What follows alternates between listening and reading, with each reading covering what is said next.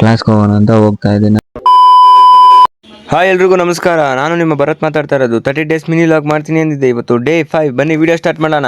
ಬೆಳಗ್ಗೆನೆ ಮಟನ್ ಬಿರಿಯಾನಿ ಮಾಡ್ಬಿಟ್ಟಿದ್ರು ಗುರು ನಮ್ಮ ಮನೇಲಿ ಇವತ್ತು. ರಾಗಿ ಹಿಟ್ಟು ಮನೆಯಿಂದ ಸೀದಾ ಕೆಲ್ಸಕ್ಕೆ ಬಂದೆ. ಚಪಾತಿ ತಿನ್ನೋಣ. ಯಾವ ಇವೆಲ್ಲ ನಾನ್ ತಿಂತೀನಿ, ನೀವು ತಿನ್ನಿ ಹೋಗಿ ಮನೆಗೆ. ಓಕೆ ಅಣ್ಣ ಸಖತ್ ಆಕ್ಟಿಂಗ್ ಮಾಡ್ತಿದ್ದೆ ಕಣ.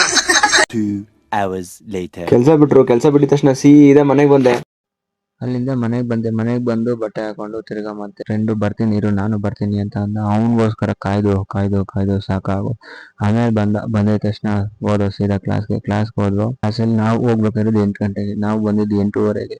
ನಾನು ಡ್ಯಾನ್ಸ್ ಮಾಡಿರೋ ವಿಡಿಯೋ ಹಾಕ್ತೀನಿ ನೋಡಿ ಫ್ರೆಂಡ್ಸ್.